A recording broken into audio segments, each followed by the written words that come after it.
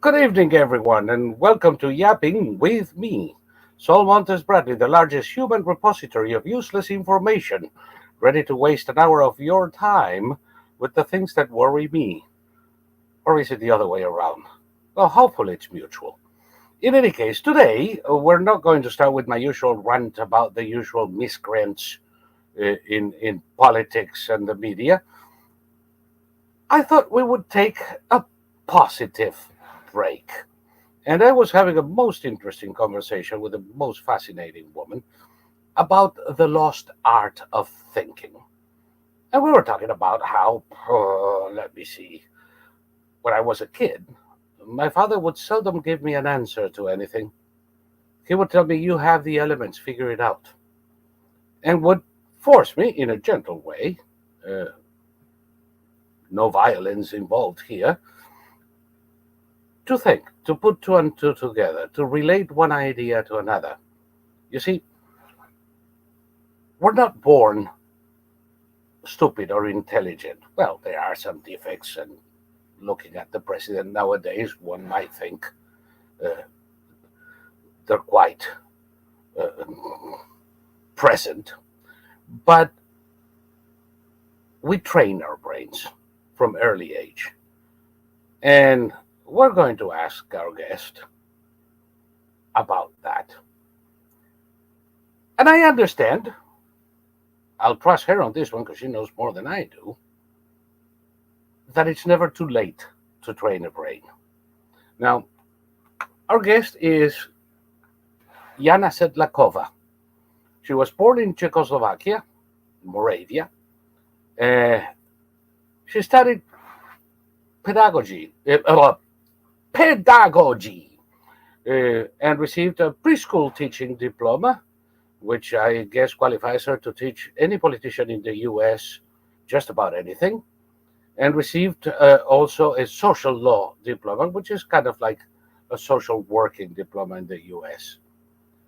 She took an early interest in psychology, and she developed professionally with Dr. David Kruger as a coach.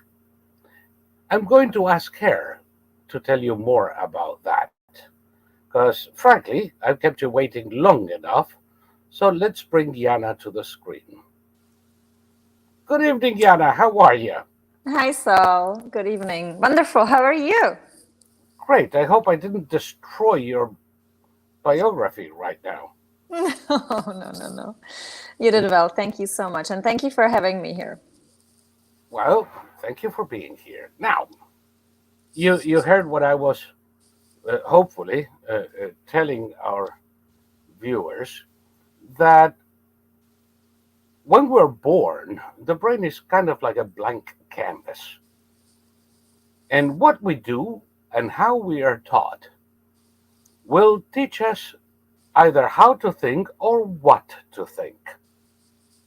The Yes. latter is more prevalent nowadays, and people are constantly being taught what to think. This is correct, this is not correct. You have to Mhm. conform to this way you're thinking, or you're not thinking right. Right. In Spanish, there was a word that was used during the military dictatorship years to refer to somebody that he thinks ugly, Mm. meaning he thinks in a way that doesn't conform to what was expected by the authorities of the day. Today, we see this in academia, we see this even in corporate America, and I find it particularly distressing because I always thought that my father's way, not to teach me what to think, but to teach me how to think, how to solve problems, how to evaluate circumstances, was the right way. Am I correct in that? Absolutely. Well, I always say to my clients that you're either the victim of the beliefs of other people or you're the creator of your own beliefs. But when you're a child, everything around you develops you, right? Culturally, religion wise, whatever is around you is starting to being implemented in your brain, in carving into a neural pathways. So what happens is you have a brain full of neural pathways which you never even created. right? Somebody else created it for you. Now, some of the things are good, but many times there are also thoughts which are not good. So what I do with my clients, I help them to rewire the neural pathways which are not useful for them, which are not good for them, and the thoughts which really don't serve them well. Now, the brain is very stubborn, meaning if we face a change, the older we get, the more we have to know how to change the brain, right? And not like a lot of people you hear, oh, change is so hard, I don't know how to change. Right, because we don't know how to change, but change is also fun. Because every brain has something called neuroplasticity. The brain is always, always creating new connections. Every single day. It never stops. It changes every single day. So if we don't know how to work with our own brain and make it our best friend, we become basically our own enemies, right? In our own mind. So that's what I do with my clients. I help my clients to rewire their brains. The younger ones, I work with children as well. The younger ones, I help them to understand that they can create their own thoughts, right? And their own thoughts then result in feelings and emotions. You know, in my life, I met some wonderful people. And one of them, a renowned painter in Brazil, was telling me how every child is born a pianist and a painter and a sculptor. And everything you need to have a Michelangelo is in that little brain until they meet the music teacher in school and the art teacher. And they put limits to the creativity by teaching that child what he is allowed to create and how he should do it instead of unleashing the enormous potential. And then we end up with people who cannot appreciate music and have no idea of art and couldn't paint to save their lives. Yes, and I think these you were impacts, saying something like that in a different way. yes. Well, these impacts are really, really strong on people, especially when you're little, when somebody discourages you from learning or says to you something, you're not good at this, right? If the child doesn't know how to retrieve and go, how to basically go over it, right? Not to believe the thoughts of others, then he becomes a victim. He becomes a victim of it. So what happens in these instances, children and adults really need to know that I always say not the sky is the limit, but the mind is the limit, right? And we really can live life without limits, meaning you can think anything you think. You can think anything you want to think, but you need to know how, right? You need to know how to Right. tackle the negative thoughts. When the negative thoughts come from the outside, what do you do with it, right? What do you do with it so you don't start meditate on Let, somebody told me that I am this and I'm that? let's put a current day example to it. You have one of my viewers watching the news, and they're watching about a half an hour of gloom and doom, and the economy is in the crapper, and politicians are corrupt, and the media is unreadable, and essentially they come out of there with their brains screaming, "We're all gonna die!" Mm-hmm. But that is a reaction. That is a thoughtless reaction. Yeah, and that's also how What the can world they is. do? What can Uh-huh. they do to tell their brains, hold your horses here? Maybe you need to consider more things. Right. So, number one, in the world, in media, social media, it's all created. I always tell my clients there's always somebody trying to camp in your head, right? Let's say your head, your brain is like a campsite. And these people trying to camp in your head. It could be corporate world, it could be media, social media, news, anybody. Anybody can come and try to put something in your head to try to make you believe it, right? But once you realize, wait a minute, this is my campsite. I can decide what I will believe and I can decide what I will let in. and what I will invite in or reject. It's the same like somebody ringing your doorbell. Are you going to open to every single person who you do not know, or somebody who is trying to damage your house? You won't. And it's the same with your mind. Our brains and mind, it's such a precious commodity we have, but people don't realize it. I stay away from anything which is not serving me well. Does it make sense? Any thought, anything, I just reject it right away. Any negativity, judgment, I don't go there. I just don't even allow it to come in. How do you know if it serves you well or not? Well, that's something what I have learned about myself.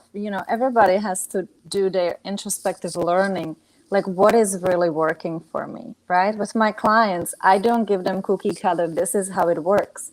Every person is different. Every person in this entire world is different by genes, by the brain patterns. Everybody views things differently. They have to find what works for them, right? So happiness, for instance, if we say, oh, happiness means this, but we need to find what is happiness for you. What does it mean to you, right? It could be sitting with my child, having dinner. It could be being on the beach. It could be on the plane. It could be reading a book. It could be painting a picture. It could be so many different things for so many people. They have to define their own happiness. I kind of like that. I would counter, by the way, that for those of us who have been trying for so long, happiness is searching for happiness. I'm going to know what it is to me when I find it. Right. So I look at it this way, and from science we already know it. What helps happiness? It's cultivating. You have to cultivate it. You have to find what works for you and make more of it. So your brain will make more of what you focus on. So if you focus on negativity, it will make more of it, and there's no happiness. But if you focus on something positive every single day, if you start looking, what is good about today? What was good about this person? What was good about this situation? What was good? You will train your brain to think positively and have a result as a constant happiness. It's a cultivation. It's not something it appears out of blue. You'll train your brain to see the glass half full instead of half empty. So I train my brain to see the glass overflowing. It's a new term I love to use, because you know what? The other way, there's always something missing. The overflowing is like it's full of joy. And it is a training. Now we have a research in Harvard studies, for instance, we know that thankfulness produces dopamine. So when you start realizing what you're thankful for, you make your list every single day. Every morning you wake up and you're thankful for waking up, that you're alive, that you have the opportunity to create, you have the opportunity to go somewhere, you have the opportunity to give somebody, you have the opportunity to work. Whatever even small blessings, even if things are not perfect yet according to what you want, but even the little things, when you start focusing on the little things which you're thankful for, that is going to grow. And your attitude is going to change. Your belief system is going to change. And we know that belief drives behavior, and behavior drives performance. I like that one. I think I'm going to steal that one. Yes. Can I? Do I owe you royalties if I use it? No, you can use it. I feel it was freely given. It's freely, yeah. The things I have to say this because that is absolutely true, and it's used mercilessly by people who want to exploit you. Mm-hmm. The belief-driven the belief drives fulfillment.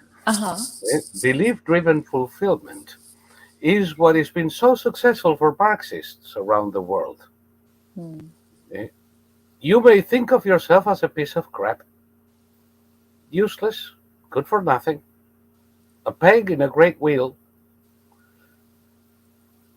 But as a believer in the system, you're part of something greater than you that is going to bring happiness to humanity, and that puts a smile in your face. Now, even though the use is perverse, it works. So perhaps what we need to do is realize that not being blind followers of beliefs is a step number one. And it is a positive belief of what you want to be and accomplish that should take its place. Do I make any sense? Well, it has to be healthy beliefs, right? Healthy belief for yourself Yes. or for others. So that's why, belief as its own self, anything, you can believe that you're not good All right. in something, right? And it will drive your behavior and then performance. Let's say you believe, I'm not good at tennis, right?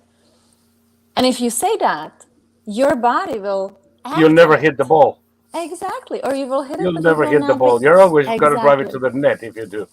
Exactly. And I tell my clients all the time, there's no really wrong. There is right and learning. You have not learned it yet. So it means it gives the brain that little ease on, oh, okay, so I'm learning. I'm learning something. I'm learning to be better at this. I'm learning to be happier. I'm learning to be a better parent. I'm learning to be a better spouse. I'm learning. We all are learning. That goes back to the When brain, when do you neuroplasticity. stop learning? Never. Because you My know my what? my my answer usually is when they put the last nail on my coffin. Right. Yes. That's what I. Yeah. Uh, Yeah. we When we have a your couple of questions. brain shuts down. Yes. Yes, we have a couple of questions here. Yes, Uh, please. does this count as Quads Get Gold? No, this is a freebie drop. This is not Quads Get Gold. This is Yapping with me, and here we have Jana yapping with me. Um, Joanne, any advice on helping someone learn how to reject negative influences? Yes. And it's actually going to even to my book, which I published. It's actually a children's book, but it's full of wisdom for adults as well. We're going So to talk about your children's books momentarily too. Don't yes, don't yes, give yes, up yes. the farm yet. So is it she or he? Joanna? Joanne is definitely a she, Joanne. a wonderful gal from Oklahoma. All right. So the influence of negativity And by the from. way, and a great musician. Oh, excellent. Excellent. So the negativity of others, right? So when you realize you have a choice to decide what you're going to believe and what you're going to think, that's your point of freedom right there. Meaning, does everything what other people say is true? No. Does everything what come from others is really you? No. It's a projection of who they are. So that in you, you can block it by thinking the opposite. Never leave the mind empty. When you reject something, replace it. But you have to be replacing it with what you're rejecting. Let's say somebody says, you're not smart enough. But you replace it, no, I'm smart enough. I'm good. I'm smart enough and I'm learning. I'm learning every single day. You don't need a proof from the outside that you're smart. You can just say to yourself. Does it make sense? I don't know. I'm Joanne, asking does it make Joanne. sense? I don't want to answer for her. Right, right. By the way, you're going to find out that here they are he, she. And not too happy with modify the English language at this point. It's confusing enough to have thought processes when you finally get a mastery of a language for people to come and change the meaning of every word and make it nigh impossible to think straight. And also what I want to say to Joanne, it Yes, it takes makes perfect sense, says Joanne. perfect sense. And I want to add one more thing to you, to anyone who listens. So make a practice of it. Don't wait until it comes again. Make practice of what really wasn't fitting from the other person towards you. Make a practice of it for yourself every single day. Say that to yourself every single day. I always tell my clients, you have to be your best friend. And how would you act towards your best friend? With kindness and love and politeness and goodness. And that's how we're supposed to treat ourselves. Now, we were not always treated that way from the society, right? But we have to find it in our own selves. And when we find that freedom, that we have the choice to do it, it just sets us so free. You will realize, like, wow, I don't have to listen to other people's words. I don't have to listen to their thoughts because I have my own. I create my own. And what I love when I work with children, they get this so fast because they just go, oh, yeah, I create my own new thoughts. That's amazing. I can create it. I can say whatever I want. So it's wonderful. It's really wonderful how it works. And my clients, in therapy, people stay long time because they talk about problems. My clients are ready to go back to even better than they were in 3 months, in 6 months. Like, they really make a huge progress because once you grasp this, you're like ready to roll, and this is gonna stay with you forever, as long as you practice it. Because one thing is, it's like going to gym. If you don't exercise, the muscle is gonna get lazy, right? And it's the same with our minds. If we don't exercise thankfulness, if we don't exercise positive self-talk towards ourselves, it's gonna kind of fade away. It's like you leave a garden without taking the weed out, not taking care of the garden. So it's the same with our mind. We have to take care of ourselves every single day. It's like you brush your teeth twice a day, maybe 3 times a day to have them healthy. I say brush your mind every single day as well. And Yes, then and use some Clorox too. Because we get exposed to all kinds of noxious things out there. right. So I know. We don't make use sure you Clorox. disinfect your mind. We use a good words and good thoughts. Yes. I have. Yesterday we were talking a little bit about this, and we ended up with the Yeah. Socratic process. Because what you're talking about doesn't only apply to, get rid of bad thoughts so you can have a better relationship with your worse half. It has to do with the learning process as well. And you said something that I said, well, it's interesting because ever since I was growing up, I haven't heard this, but this is what I have been doing all my life. Mm-hmm. When somebody asks you something, you can give them the answer. But then 3 months later, they're going to ask you again. They're not going to register that answer. Mm-hmm. But if they come to the conclusion themselves, if you use a Socratic approach, how is this? Well, what do you think? Have you considered this? Have you considered that? Why don't you read this? And people ponder about a particular issue and then come to a conclusion, they're never going to forget it. And you told me that there was a specific name for this process. Yeah. And made a point of underscoring the difference between short and term memories, Yes. depending on how the information is acquired. Yes. Can you elaborate on that a little bit? Absolutely. And that was actually, so I studied background of neuroscience with my life coaching, which was just life-changing for me as well. And before that, I was always interested in psychology, the psyche, human psyche, how does it work? But, the psychology really doesn't cover what's happening in our brain. Like when we have a scan MRI and we really have that research of what the brain does in certain situations, then you really know what's happening and you have the tool to use it. So this was totally changing my entire life. And here is why advices never work. So when I tell you something, your brain will register it in a short-term memory for 2 minutes. That's it. That's why you will be like, oh, wait, what? What did he say? I forgot. And then you go and search more and more, and you ask for advice there and here and there and there, and then you get a mishmash, right? When you come up with the answer, I call it aha moment. It's called aha moment on An your own. epiphany. Right, on your own, and it happens by when you're questioning, what could be better than this? How could I do this better? So when the aha moment occurs in your brain, the neurons in your brain connect for the first time, they make a new neural connection, and they store in a long-term memory. So that means nobody's taking it away from you. So how I work with my clients is exactly this way.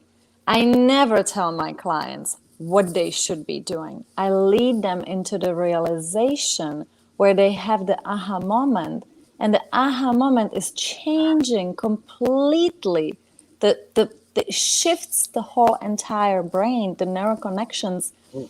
in there, it shifts it, and then they have more aha moments and it shifts it again. So that's how we create change. That's how we create that desired outcome. So advice really doesn't work. Meaning, if I tell you, hey, go and do this, unless you have the aha moment with it, if you really realize, oh, okay, that's what it means. Oh, now I understand, that actually stays in your brain forever. So learning through aha moments is much more empowering and much more profound than just, having information come in and it comes out. Now I give you a question, right? So you read a book. Let's say you read a book. Do you remember every single page? Every single page? Sometimes I do. That's amazing. But But so but it but I even but I am the largest human repository of useless information. I love it. But so even in school, right? We have so many subjects in school. Kids learn something. If you But by the ask way, if it people, is poetry, I'll you remember remember. every word. That's wonderful. But so I wanna guide more like into that realization that in schools we have so much information, we learn so much information, but we really remember the highlights when something made sense.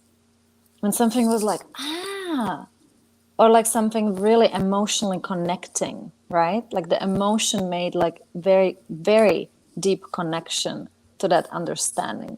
So that's how is better way to learn than just, oh, this is the information and what do I do with it, right? Okay. There is a Now that you talk about emotional connections, there is the use of emotions as a way to obtain reactions. Uh, People who appeal to your emotions, not to your reason. Where there is no aha moment, there is a knee jerk reaction. Usually, not given much thought to it. And I think that we should be on the alert for that type of manipulation. And what would you recommend to people to recognize when they're being emotionally manipulated and resort to thinking? So emotional manipulation, we know it doesn't feel right, right? It just, when it happens, we know it doesn't feel right. That's why it's emotional, right? But what I recommend, if you have your emotions intact, you are in control over your emotions, and you're in control over your emotions by your thoughts, you will not have strong reactions to any manipulation. And that person will leave you alone. So it's all about you controlling you. We cannot control other people. People try that, and they usually find victims who are not able to stand up for themselves. But if you know how to control your own self, the emotion or emotional manipulation from others will not affect you. Because it's all in you. It really starts with you. You and you inside of you. Meaning, what I will allow in my brain, what I will allow to think on, I will have as a result in my life. If I allow that emotional manipulation come to me, penetrate through me, I'm allowing somebody camping in my brain. I'm allowing somebody to damage my campsite. I'm allowing somebody to come and destroy it. So what is the key? Rejection. Meaning we reject it right away as we recognize it. We don't give a hand to it. Because if we give a hand to it, then we're going to be swallowed slowly into that process. And we have to know what really works for us, right? And we know it. We're human beings, controlled, not controlled. We have emotions, but when we don't know, then we can control our own selves. We're controlled by the society. But once we know, we have the choice to really decide for ourselves what works for me, then the society is no longer controlling me. And that's a really big breakthrough because you become a free thinker for yourself and your life will improve and you will be healthier. And the comments and the surroundings of others really will not affect you that much anymore because you will know yourself and you will stand your own ground for what you are. That sounds so wonderful. I didn't feel emotionally manipulated at all. Hmm. Joanne here, she likes to call her aha moments epiphanies, the same word I used, Yeah. perchance. And those are the things you never forget. Falmu, oh, walaikum salam, Habib. Good to have you here. What do we have here? Common sense or truth, says Mary, and being able to identify them is often the question, in my opinion. Uh, it is. You see, common sense is the least common of all senses.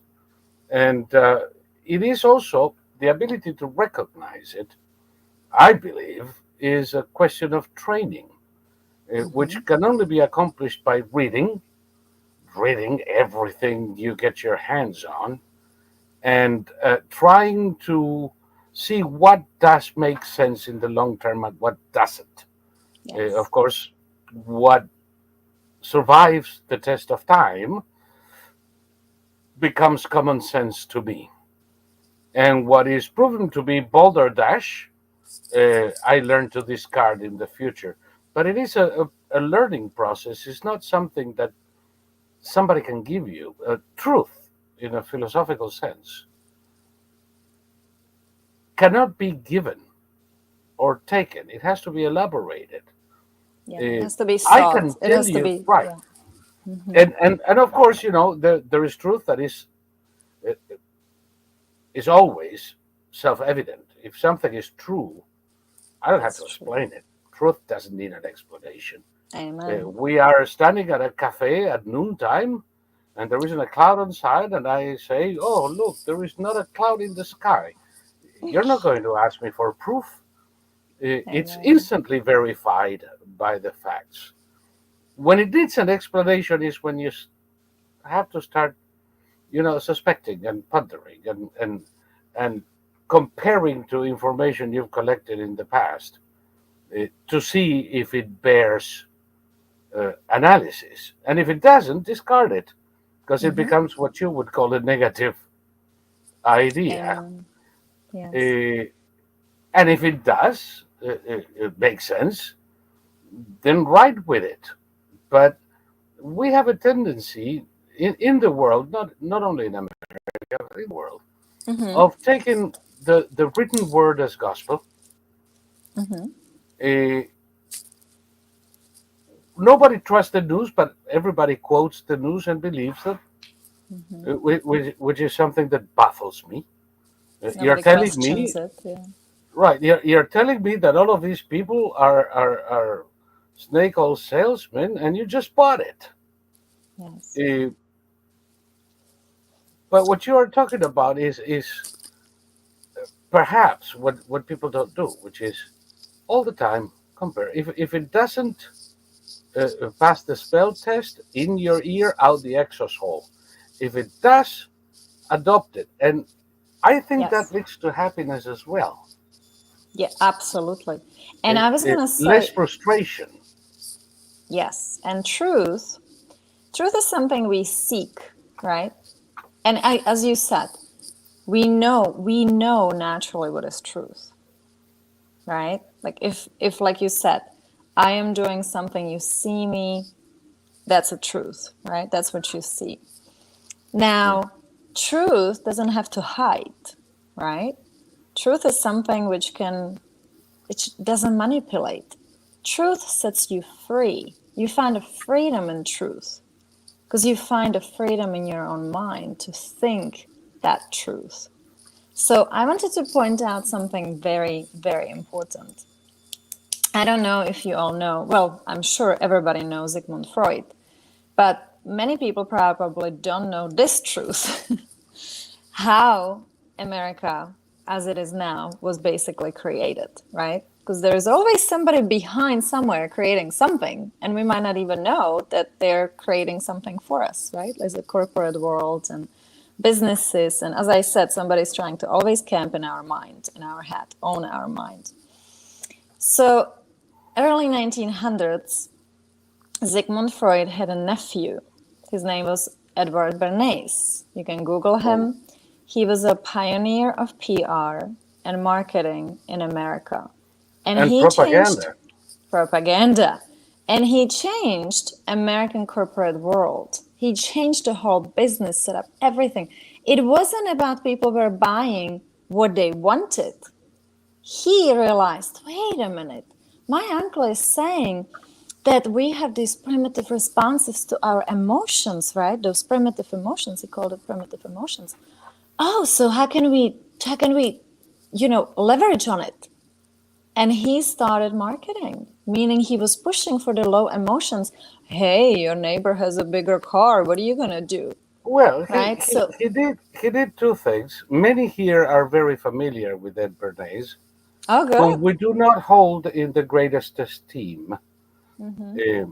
Goebbels once credited him for all he knew about propaganda, and he was Yes. right. Yeah. All of the Nazi propaganda during World War II I was know. built upon the On his, theories of yes. Ed Yes. Bernays, Yes, I uh, know that. Yeah. Mm-hmm. who also had an active participation in the Committee on Public Information during the Wilson Yes. years, which Yes. was a form of censorship Yeah. um, at the time, virulent censorship, with people being sent into detention camps for opposing the Yeah. government on a particular idea or other. Yes. Yes. Yes. Um, but there is a genius in Ed Bernays. Just because I don't like the man doesn't mean I cannot recognize uh, What he did. his Yeah. abilities. Mm-hmm. He discovered that telling you to buy something doesn't do anything. Mm-hmm. That's right.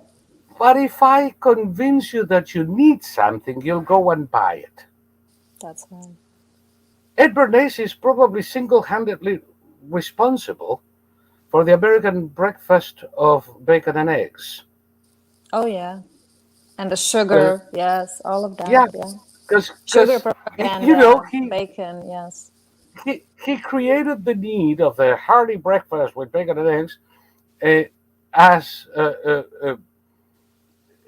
as his work for Mm-hmm. the uh, uh, uh, I'm trying to remember the name of the specific. I think it was Swift that For paid him the a lot of money to industry. convince people that Yes. they For the needed to buy industry. bacon. Yes. Yeah. And he had a Uh, doctors behind it that bacon is so healthy for you. Yeah. right, what he did with Virginia Slims. Mm-hmm. You have come a long way, woman. Right. Now you don't need to buy cigarettes to smoke. You're gonna buy cigarettes because you're a free woman. Yes. It's, Yes. It and was all he was creating the he's so beliefs. terribly Yes. effective. Yes. Yes.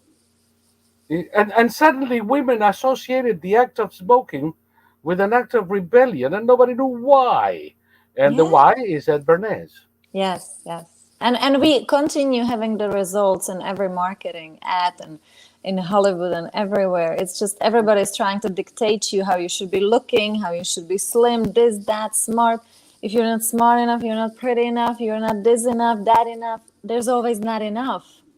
And, you know, when you realize that you are amazing human being as you are, and you don't need to prove anybody anything that you need to be slimmer, you need to be more pretty, you need to have longer hair, you need to have You're this, you need to have definitely that. not freer if you light up a Virginia Slims. Right. But so so we have the world which was created by someone. That's what I'm saying, that you can create your own world within yourself. You don't have to be the victim of the world around you. The same thing applies in politics, doesn't it? Oh, in everything and anything. How old were you when you left? This is a question that I always ask with reticence of a lady. You don't have to be precise, but do you remember anything at all of Czechoslovakia before the fall of the Soviet Union, or were you so little you can't remember?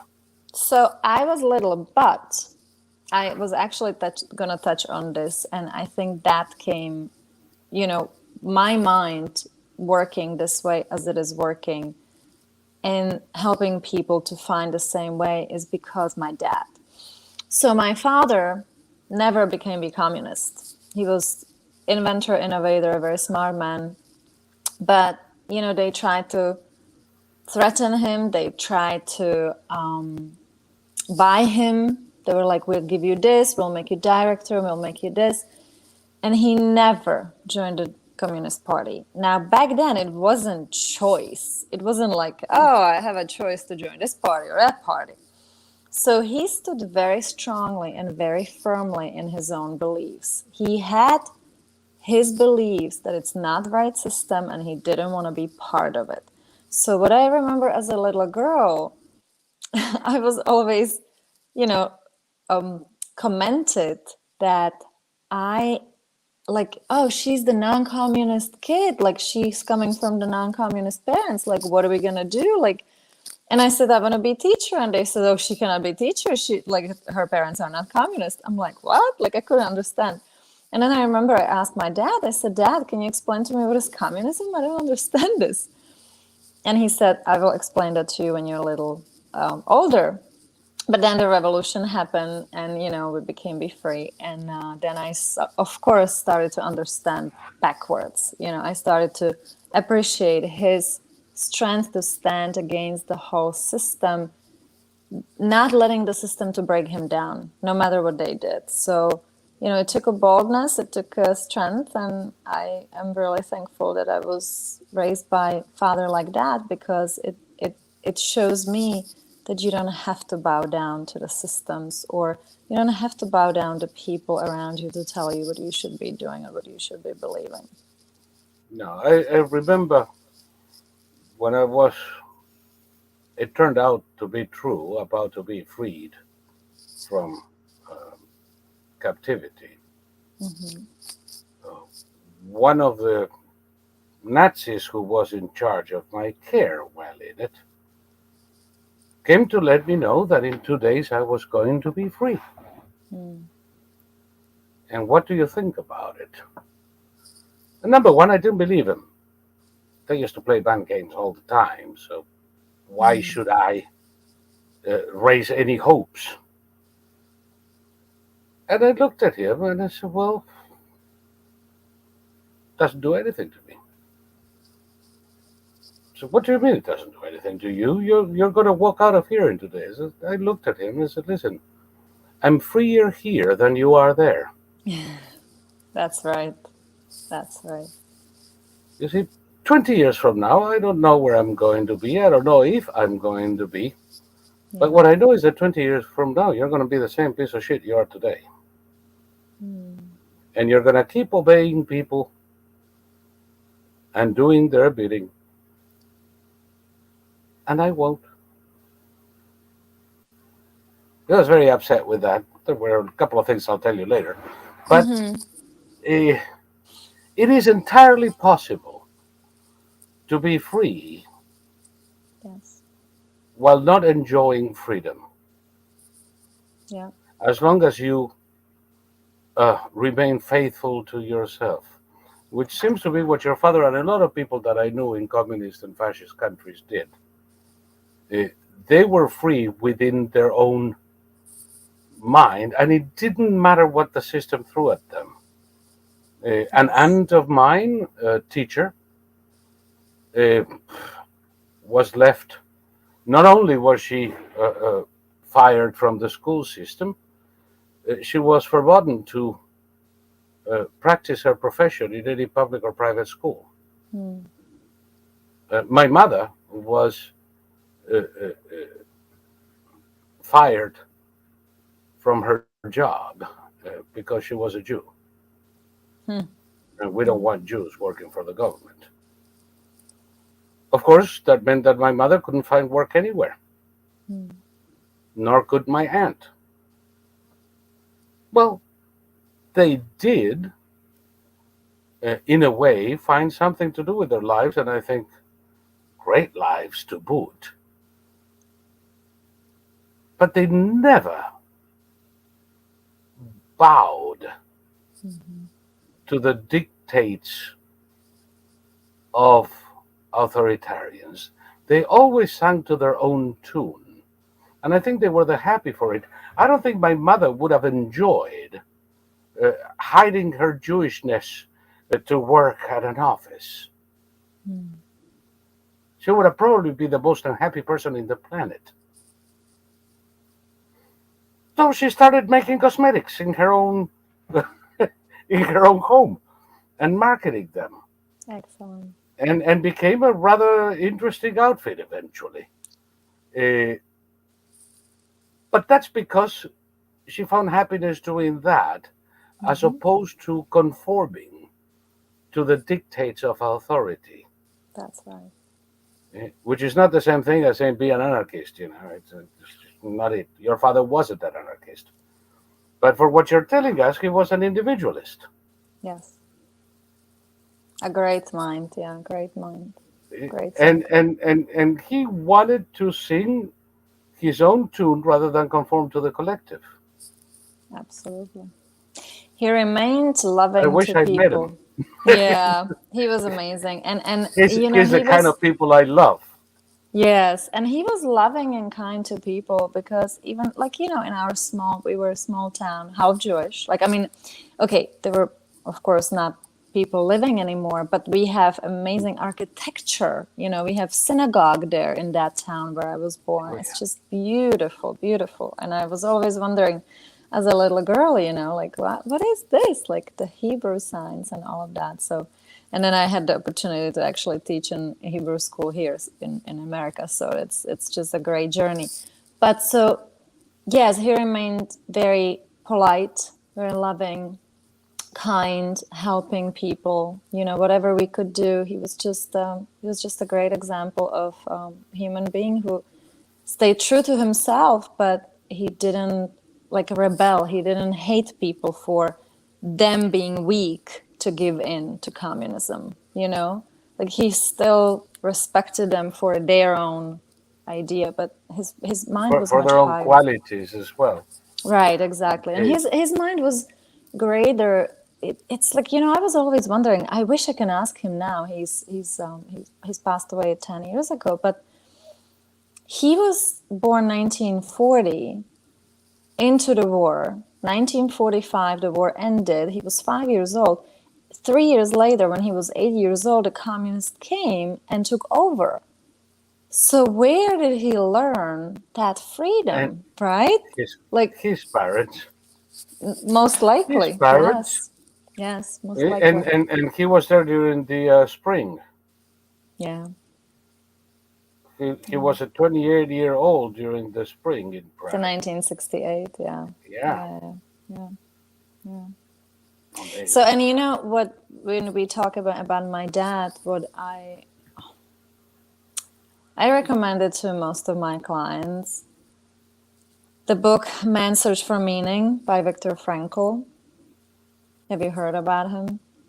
Nope.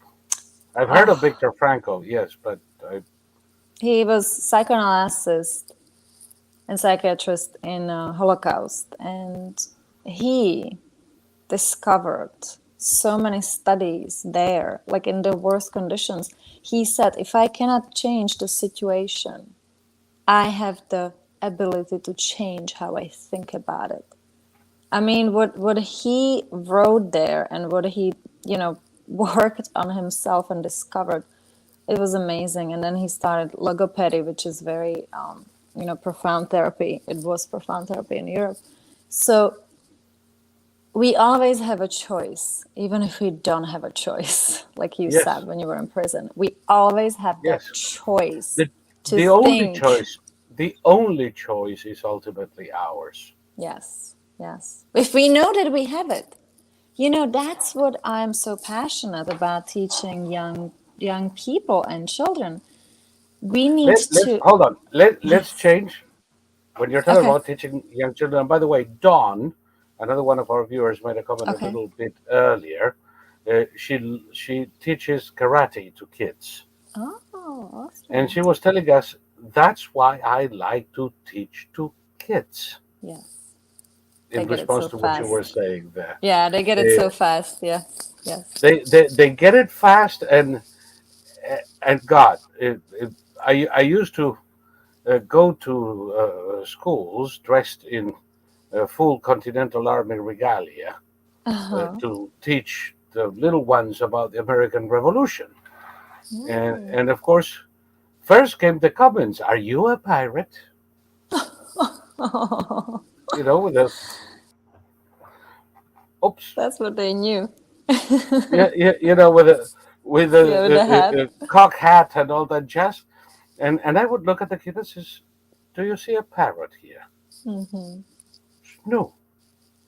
Do pirates have parrots? Yes. So I must not be a pirate then. Oh, Good, then what good are one. you? Oh, good But one. the freshness of the kids, the speed with which they grasp Oh, concept and their sense of humor yes, yes, is amazing. And you know a lot about that. yes. Let me put this on screen. Sure. There we Thank you. go. This is uh, this is actually from your website, and these are I Wonder Star. Oh, you Mm-hmm. have a little plush toy with Flash the toy, characters, yes. and I Wonder Star and Beautiful Sarah, Mm-hmm. and I Wonder Star and Happy Peter. Those are your two books so far in this series, right? Yes, yes. Okay. Tell me a little bit about that, since we're talking about teaching children. Sure. Because a lot of people in this country want to teach children what to think. Yes, Mhm. And they want to catch them early, because, of course, the earliest, the better to manipulate a mind. right. And you have a different idea, don't you? So I am all for children to be taught how to think, what to do with the information more than what to think, right? Because we can Google any information about anything, anything you can have right at the top of your finger, right there. You Google who is the president, who is the second president, who is the fifth. You can Google anything and everything. But to teach children how to think for themselves and what to do in difficult, challenging situations, nobody's really doing it. It's not, you have the information there. Oh, you should do this, you should do this. But it goes back to the advice, right? If I give advice, it doesn't really retain, it just doesn't stay in the brain, it just doesn't store there. So I came up with this I Wonder Star character who comes to children in my stories, and it helps them to think. It helps them it guides them to understanding. Wait a minute, feelings can do to me things like, oh, maybe I cannot sleep because I feel sad. Wow, so what do I do with sadness? How do I change sadness? I don't know. Oh, did you know that your thoughts are connected to your emotions, and what kind of thoughts you thinking your emotions will follow. And children are like, no, I never knew this. But, once you get them into that, they're like, wow, I can create my own thoughts. And wait, I can tell my brain what to do. Oh, wait a minute. I can think good thoughts and it will be good again. And I'm like, yeah, it's so easy. But, there's so many books out there on social emotional intelligence. But again, it's like, oh, be angry, do this, do that, do that. But it's again to do that. But I'm teaching how to. So the I Wonder Star really gives questions to these children, saying, so I wonder what can you do with this thought? I wonder what good you can think about. What are the good things you can think about, right? How do we create a good thoughts? What would be the good thoughts? What is good thought doing to you? And throughout the book, she guides, the first one is about Happy Peter. So she guides the boy into understanding that when he thinks happy thoughts and good thoughts, he's happy, that he can reject the negative thoughts, that he doesn't really have to think about them, right? Like he doesn't have to spend time on them. He can switch to a different thoughts. And then she teaches him how to even save the friendship because he was sad because his best friend told him something mean. So he goes back to school and he asks him, like, I wonder if you hurt my feelings, And the friend says, no, I really didn't realize that. And he says, well, how would you feel if I hurt your feelings? And the boy says, well, I would be sad. And then the boy actually, Peter helps the boy to understand that he can change the sadness and also helps him to find out why. What was the reason he was mean to his friend? And the boy, his name is Calvin, he realizes, wait a minute, my brother was mean to me in the morning. And I took that feeling for the entire day with me. And that's why I was mean to you. So how feelings really connect and how they travel and how, when somebody says something mean to us, we take it with us and then we drag it around like a garbage can and then we inflict other people with it because we don't know what to do with it, right? And children don't know what to And do they with it were either. able to solve the problem without a safe room? Without what? A safe room? They were able to figure out the problem. And the first book ends, I just love, and I tell this to all my clients all the time. I wonder what's going to be good today. And the one boy says, it's all going to be good when we think good thoughts and when we choose good words, when we speak good words. Yeah. So, children get so empowered by it because they realize, wait a minute, wait, what? I can create? Wait, I can think? Oh, like, I go to schools and read it to children, and then we have a questionnaire at the end of the book. So it's also, sparking their own aha moments, like what is happiness meaning to them? What is good thought? What can you do if you hear a bad word? What can you do to help yourself to be happy again and stuff like that? So it's very exciting, and I really think that this needs to be taught in every single school as a subject to really help children to grow into individuals which are successful and aware of themselves and aware of the society. Because when you see little children, they can be all colors, from any background. They don't look at each other with judgment.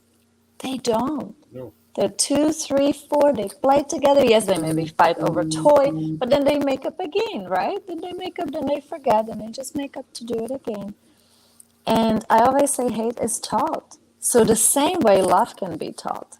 Love can be taught just as hate is taught. Of course, but Yes.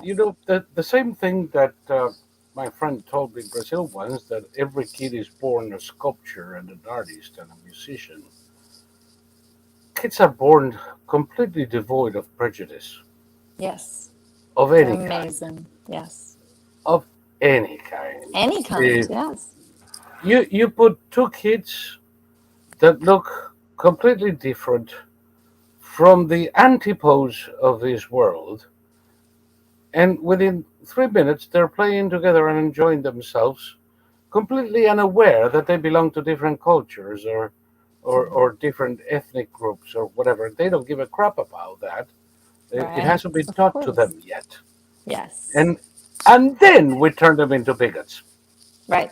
And that's where we go back to that belief, right?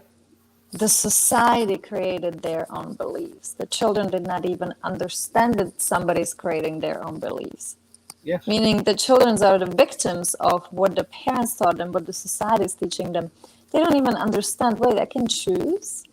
I can choose? Oh, wait, like, that's not right, right? Exactly. It's all taught, yes. Yep. And Eventually, children are amazing. Every yes. single one of them is a miracle.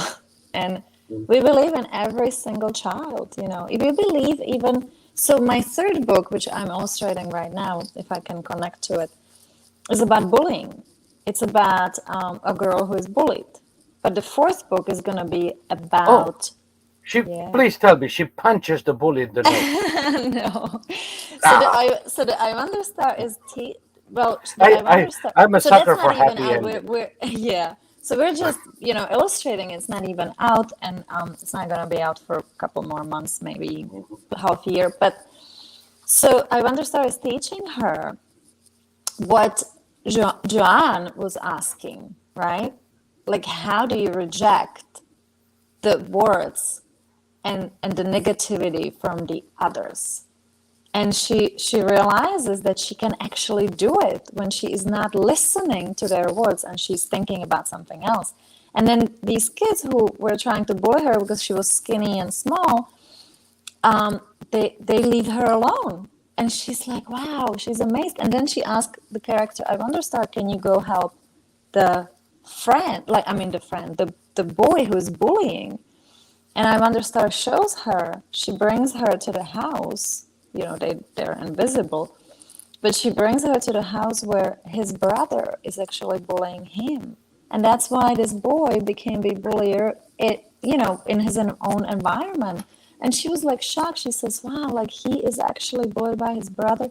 Wow, like I wonder, Star, can you go and help him? So my fourth book is going to be about I wonder, Star visits the bullier, meaning, you know, there is a chance even for that boy to be turned around because he does not know what he is doing. He's just reacting to what his brother is doing to him, right? So he's keeping it inside. Then he goes and turns it somewhere on the other people, and he doesn't know how to process it. He doesn't know how to change it. He doesn't understand how to stand against it.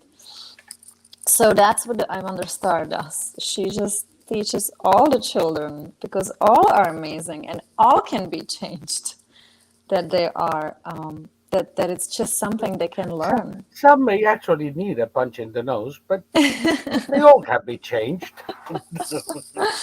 Right. But I think it's a better Let, if it's let me the hold on to the mental, possibility at least. if it's the aha moment, meaning, you know, like, oh wait, I'm actually, oh, why am I doing it? What makes me be that way, right? And then he can realize that and process it and change. And the Yes, change and is always available.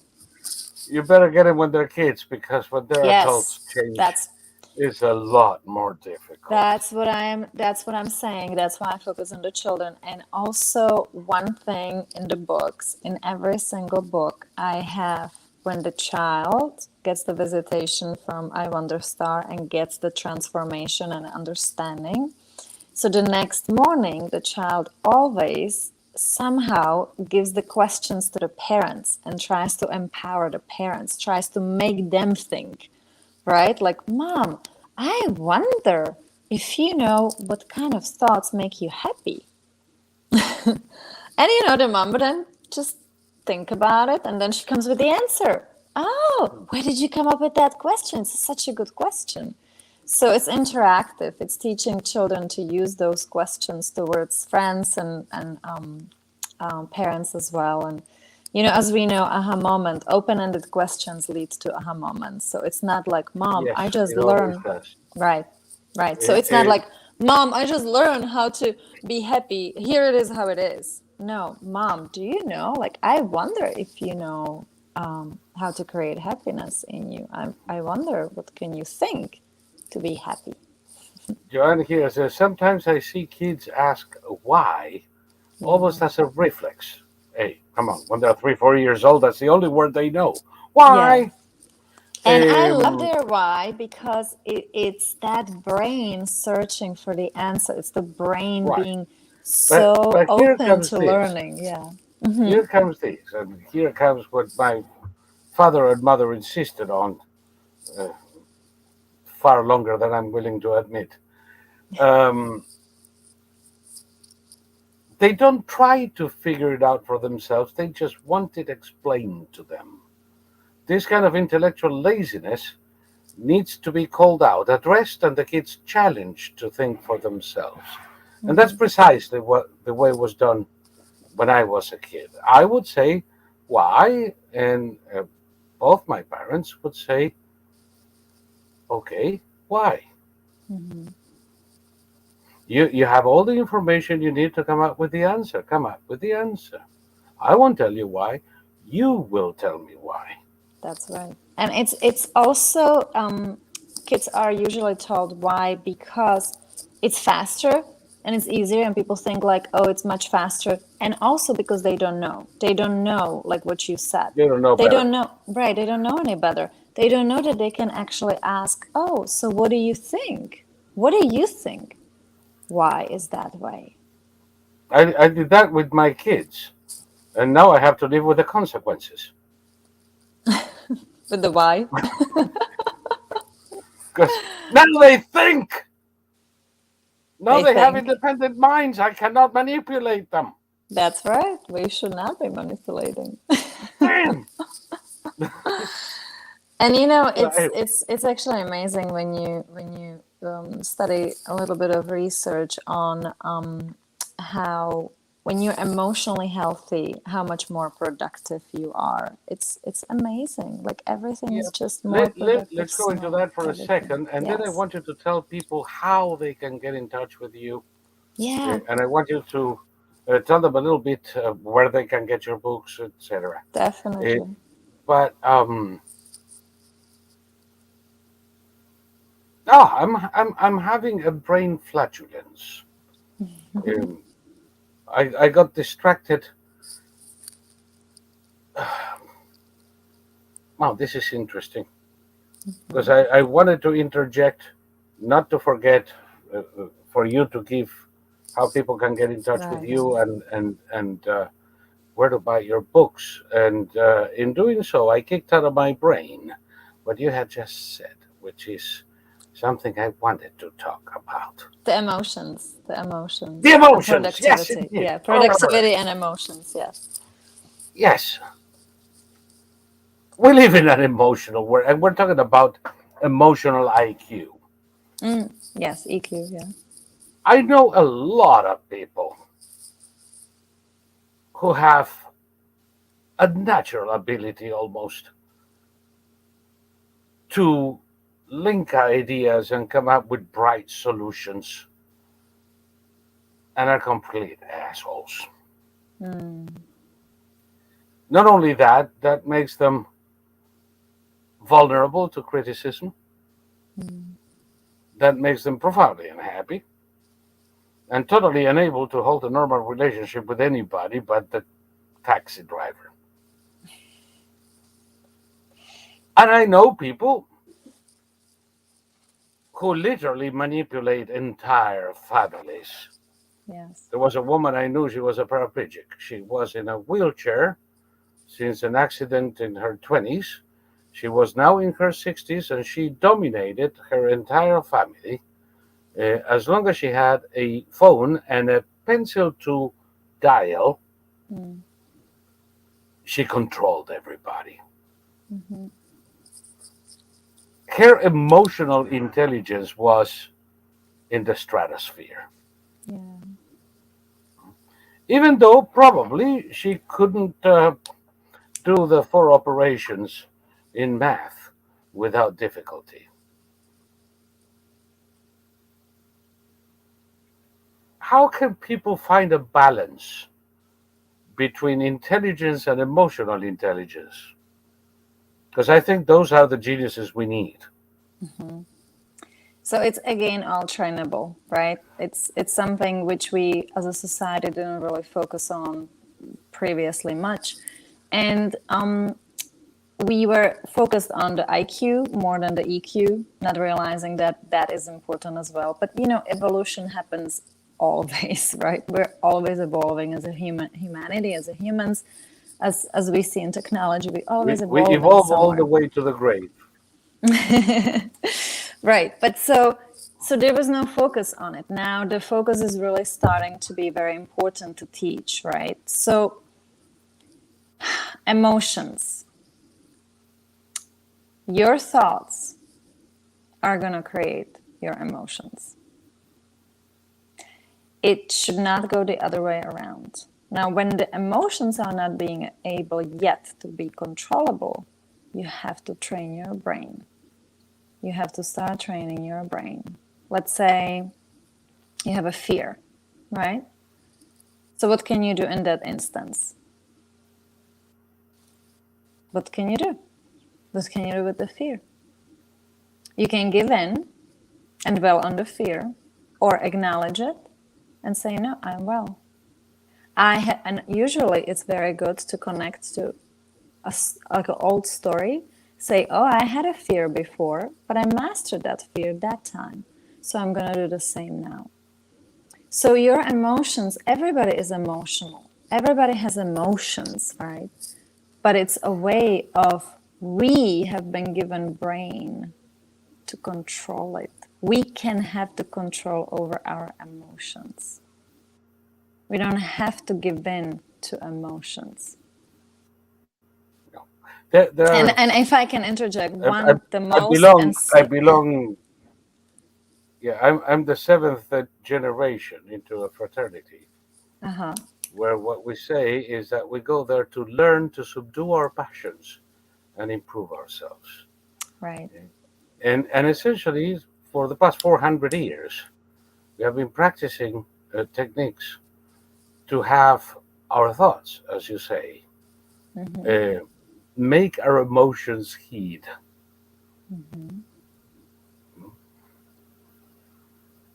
Whenever we react to events or to encounters, I mean, you meet a girl you like, so you knock her out and grab her by the hair and take her to your cave.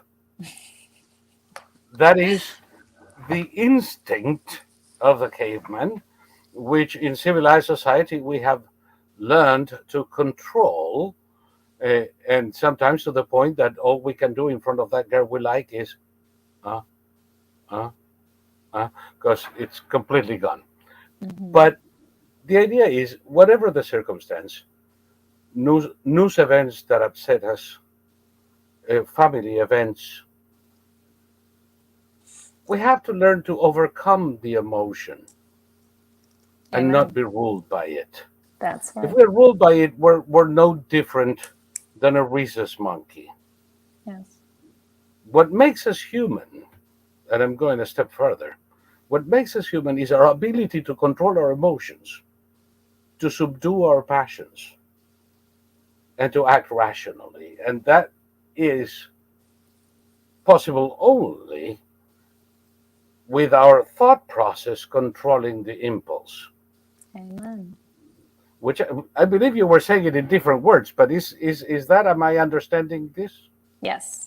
And also, emotional reaction lasts in your body about 90 seconds in the brain. So it's a chemical imbalance in that moment, and then it's done. So if you choose you throw a tantrum and that's it.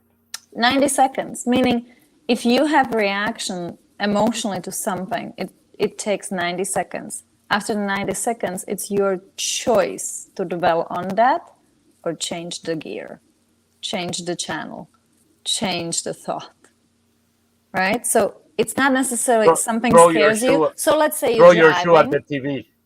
Right. So let's say you're driving and somebody like cuts you off like so close that you get like a shock, right?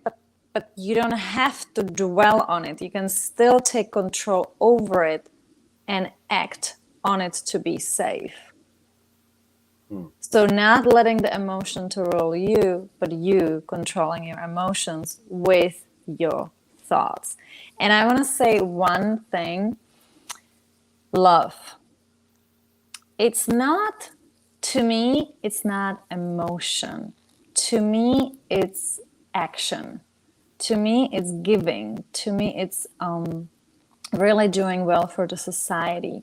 And that brings such a joy and happiness, because when we give, when we really are there for those who are hurting or who are in need, it really sparkles. And this is coming from studies in Harvard again.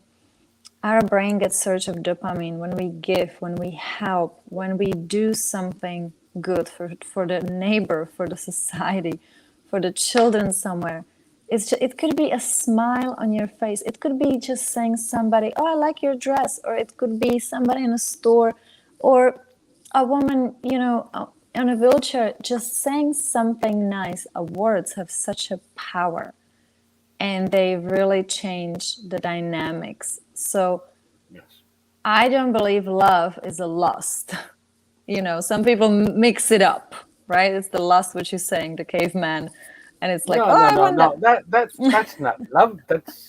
That's an irrational instinct. That's the Right. reptilian brain Yes, taking but over. I'm talking about lust. I don't But love, believe lust is yeah, love. We need to no. learn what love is, and It love may be is pleasurable, but it ain't love.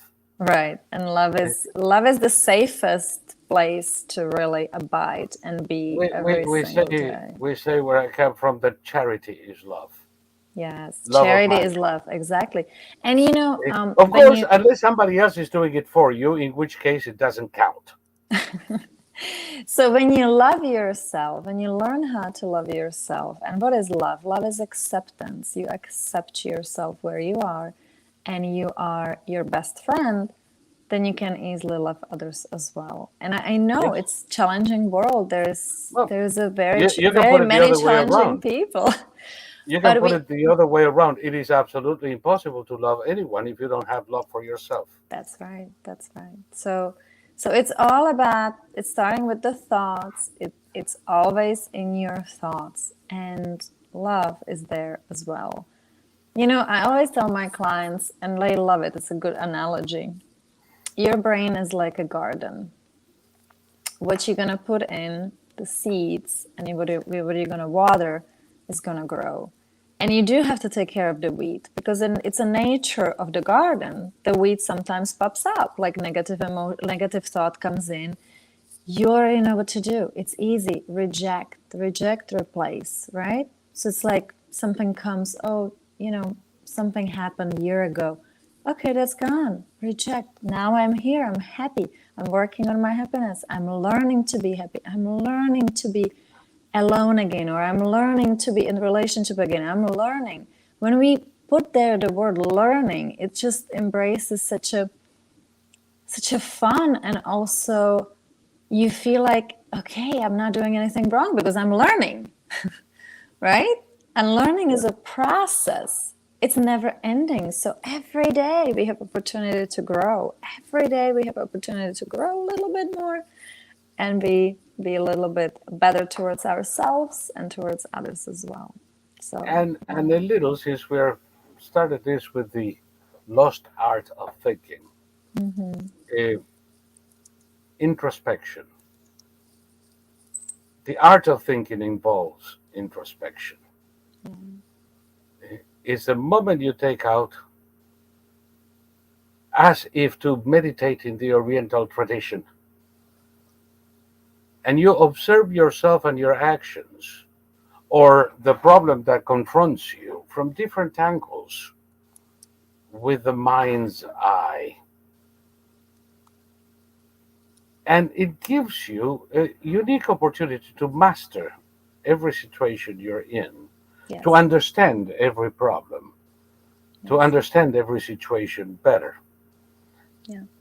But people have to take the time to relax, Mm-hmm. to go into a quiet place and look inside for answers, not outside. Mm-hmm. And learn how to That is the be their lost best art. friends. Hmm? Yes. Learn how to be their best friends, and Exactly. and And also one analogy I want to leave people with, it's kind of very fitting because I use it with my clients a lot. So with the negativity when somebody's bringing you. So imagine that somebody's coming with a dirty coat and he's like telling you, put it on. Will you put it on? No. And then if you have the thought already existing in you, it's like unwanted thought. It's not fitting. It's like a small clothes. Your size medium and you're trying to put extra small in on and you're like not fitting in it and it doesn't make you feel good. Just get it out, give it away. Think about it like you're purging the closet, cleaning the refrigerator. You're cleaning your mind. You're just cleaning your mind. You know who used to say something like that? Who? Thomas Jefferson. See? You are in DC. Yes, I am. If you go to the Jefferson Memorial, that unique round building with a cupola in a city of square buildings and monuments, stands out, doesn't it? Mm-hmm. And there are 4 panels inside inscribed, and one of them says that you might ask a man to wear the coat that fitted him as a child, then ask a society to live by the laws of their barbarous ancestors. Yeah, right. And he goes on, to describe how, as societies evolve, ideas evolve, much as we grow up, Right. we change. If we don't understand that, we can understand nothing. Mm-hmm. If we still try to wear the clothes that fitted us as boys, we're in trouble, particularly in the world of ideas. Somebody asked me not long ago, and I've told this story sometimes, so some people might have heard it already in this audience. But I was politically and philosophically quite a different guy 40 some years ago. South American revolutionary, I was going to change the world. Communism was cool, man. Coming from military dictatorships, it might as well have been. Certainly, it could be no worse. And later on, my ideas evolved. I learned much more about the world. And my attitude towards Marxism, communism, and all the other isms changed in a dramatic way. Not immediately. It was a process that lasted for decades, and it's still ongoing.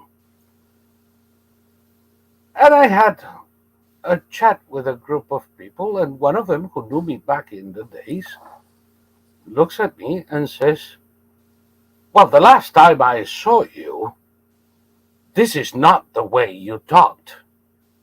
I said, "When was the last time you saw me?" 1978. "Oh, well, thank you then."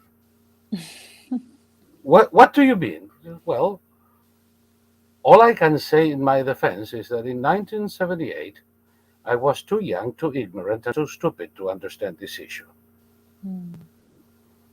And I've grown up,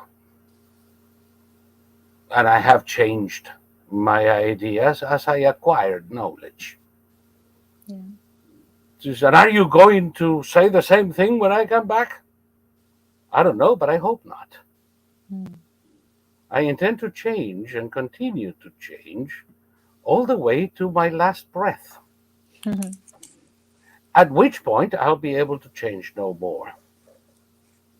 And they were looking at me as if they were looking into an extraterrestrial of sorts. Because, once a communist, always a communist, how can you turn your back on spreading the wealth around the people equally so that we can all enjoy the fruits of somebody else's labor?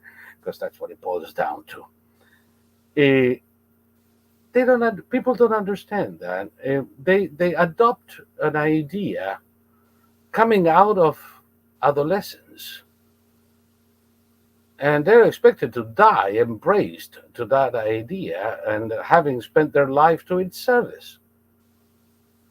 I believe there is a school of sociologues in La Sorbonne that are responsible for this Bankum.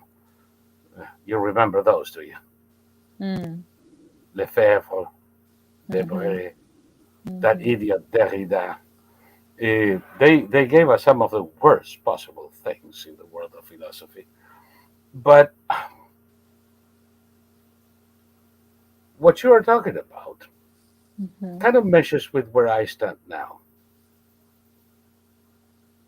There's nothing to me more obnoxious than an enslaved mind. Yeah. And there's nothing more beautiful than a free mind, whether I agree with what's coming out of it or not. Free, healthy And in the mind. same Yeah. Jefferson Memorial, in the frieze all around, it says, I have sworn upon the altar of God eternal hostility against any form of tyranny over Mm. the mind of man. Mm. Amen. Isn't that gorgeous? Beautiful. The Yes. first time I read it, I cried. Yes. Tyranny over the mind.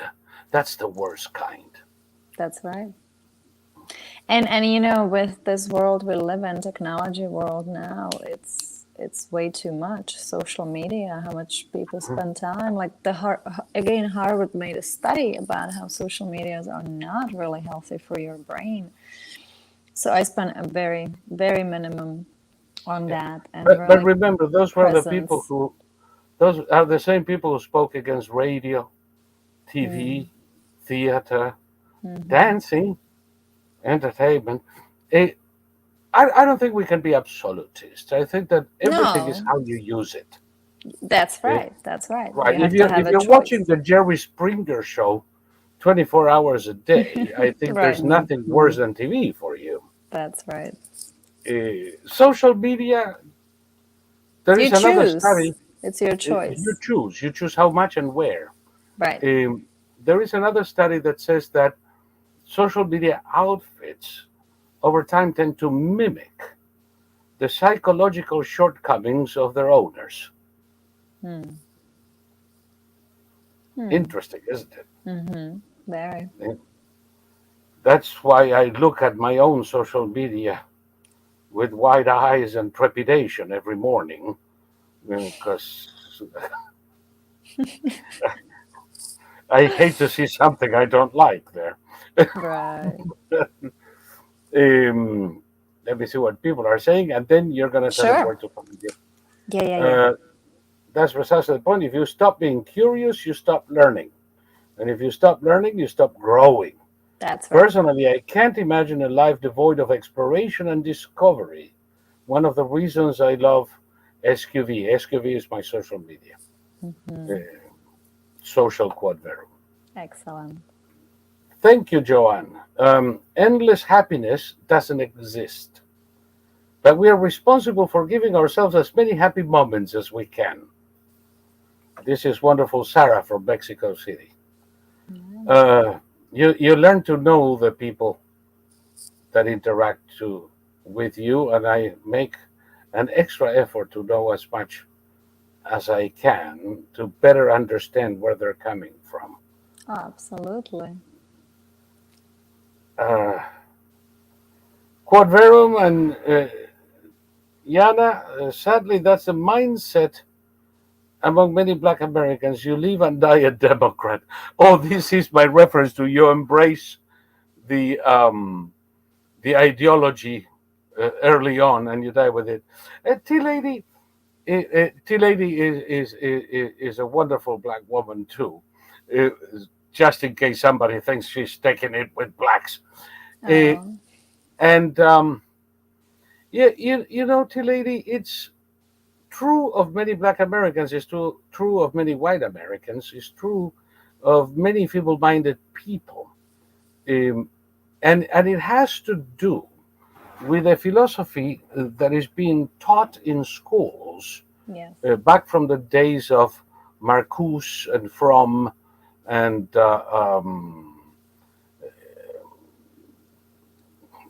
ah, Oderno and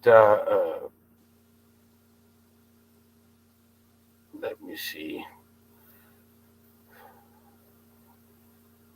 Gore Vidal, and a bunch of people who taught their young, inexperienced minds that a life with meaning is a life lived at the service of an ideology, which, of course, uh, what better than their ideology? Uh, so you embrace it and you run with it, and you die an old man still convinced that the wheel is a square. Uh, it's a sad story, and for many people it's true. But it's not a question of class or race. It's a question of how they were educated. Yeah. The black youth in rural Virginia did not fall for this trap. But those who are dependent on a check every day in New York or Los Angeles do. But that's because that's where their livelihood comes from. And we need to change that dynamic before they can change their minds. It's very difficult, don't you think, to change your mind when that implies a resignation to all of your worldly possessions. Mm.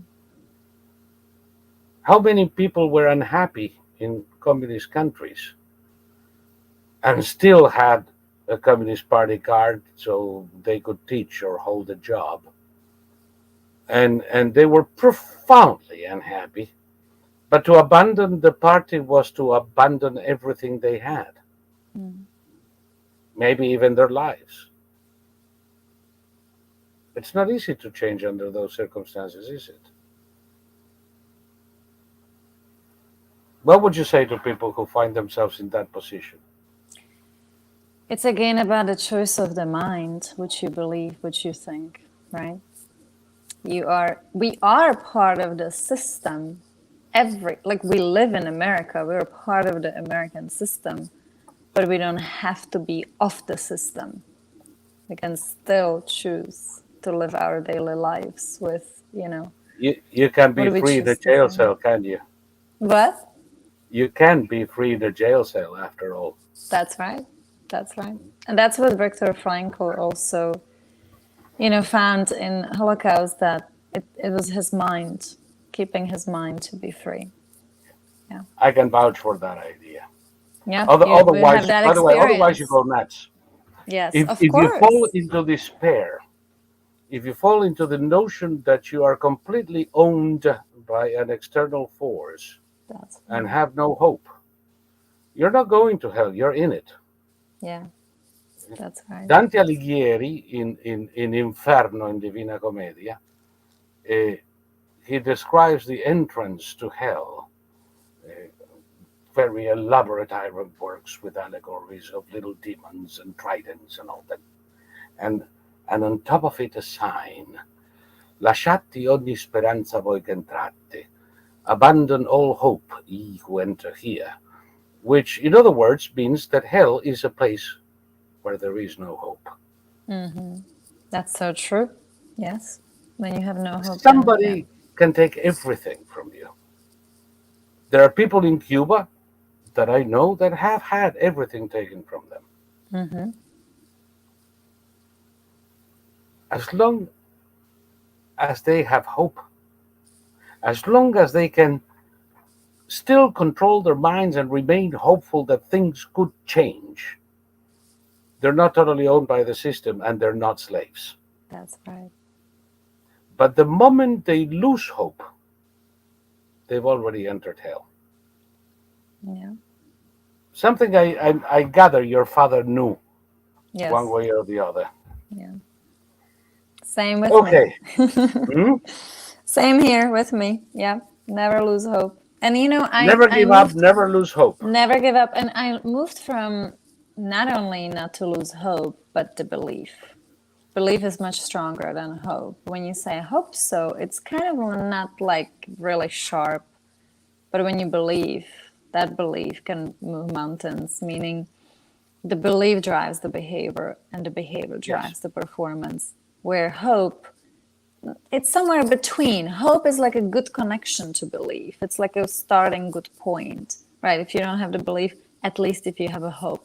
And every person has a hope, right? And that's where we start believing what people say or not to us, right? Let's say a doctor tells you this is so and so you're diagnosed, and you have to have a hope, right? You have to have a hope for your healing. You have to have and you have to develop from the hope to believe that everything is going to be okay. You know, my favorite mantra to myself every single day, no matter what I go through, anywhere, even with clients or, you know, and whenever I go, I just say, all is well, it's all well, all is well. I don't give the negativity the room. I just don't. No. All's well, All is all well. will be well. Now, how can people Amen. contact you? Yes. So if they want to talk to me, if they want to, you know, inquire about coaching, they can text me, they can call me at 301 221 4700. So it's 301 221 4700. And if they want the books, it's iwonderstar.com. So again, iwonderstar, like iPhone. So we have an iwonderstar.com. And there are the products, or you can get them on Amazon, you can get them on Barnes and Nobles and all the online. If you Google I Wonderstar and Happy Peter, it just shows up everywhere. Yeah. And so Sarah is going to be out. The other book is going to be out soon. So we have like a pre-ordering right now happening. Looking forward to it.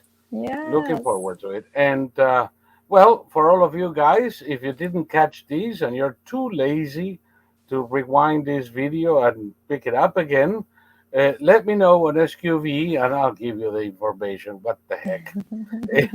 It's, at least it's going to be in writing. It's not going to come in one ear and out the other. And yeah, no, it's been quite pleasurable.